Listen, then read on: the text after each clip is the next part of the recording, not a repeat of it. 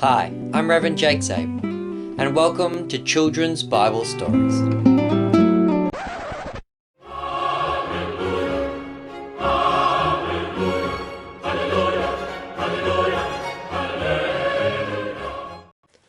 Hello children, and welcome to our Children's Church History Stories.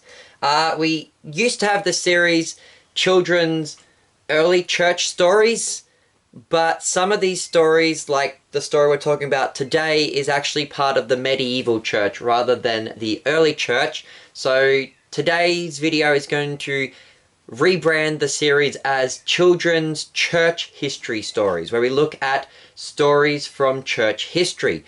And today we're going to be looking at the history of Hot Cross Buns. So Hot Cross Buns are this nice little dessert bun thing that is traditionally eaten around the time of Easter. And so today we're going to look at the history of these buns and what is their association with the festival of Easter. So already back in the 6th century or the 500s AD, Greek Christians had started this tradition of marking cakes with crosses. And it was just something they did as a way of trying to bless the cakes by having them marked with a cross. Now, the actual buns, known as Hot Cross Buns, were not originally called Hot Cross Buns. Back in the year 1361, in England, at the St. Albans Monastery, a monk named Thomas Rodcliffe was trying to make a special treat to give out to the poor for Good Friday and the Easter weekend.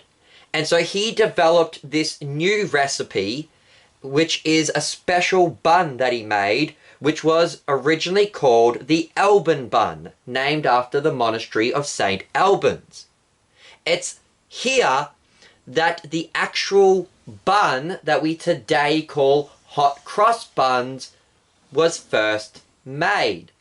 And so Thomas Rodcliffe, the monk, had made these buns as a special treat to go and give to the poor during the Easter weekend.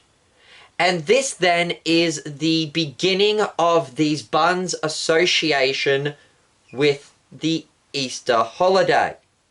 Now, these days, you can tend to buy hot cross buns all year round.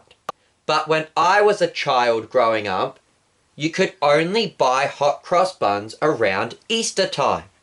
And that is actually because during the reign of Queen Elizabeth, hot cross buns could only be sold during Good Friday. So, as I mentioned, Thomas Rodcliffe had originally made these buns as an Easter treat for the poor and the homeless. And so there was already this traditional association of hot cross buns with Good Friday and Easter. As the centuries went on, because the Roman Catholics had everybody fasting from sugary treats and stuff like that during Lent, hot cross buns became a Good Friday and an Easter Sunday treat because you couldn't eat sugary treats during Lent. And so now with the Lenten fast finishing, a lot of people would eat hot cross buns to celebrate the ending of the fast. And so there became this tradition of hot cross buns being associated with Easter.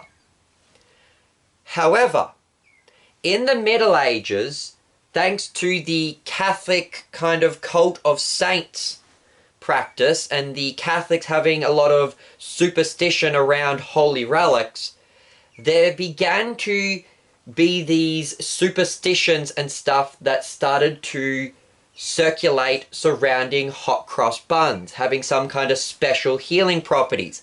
And so, in the year 1582, Queen Elizabeth I of England declared an overall ban on the sale of hot cross buns.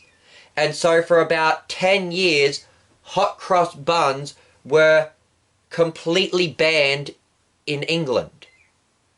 In the year 1592, this ban was changed. And so again, people could start selling hot cross buns. However, Queen Elizabeth decreed that hot cross buns could now only be sold on the festivals of Good Friday and Christmas Day.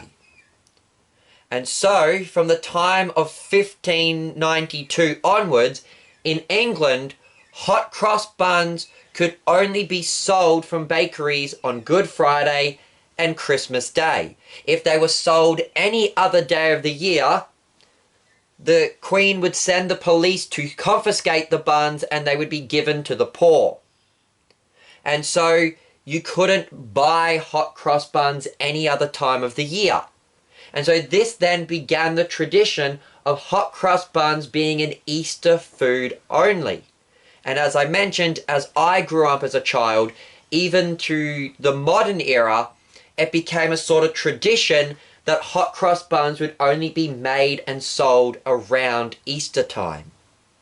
And so, children, that then is the history of hot cross buns and their association with Good Friday and the Easter holiday.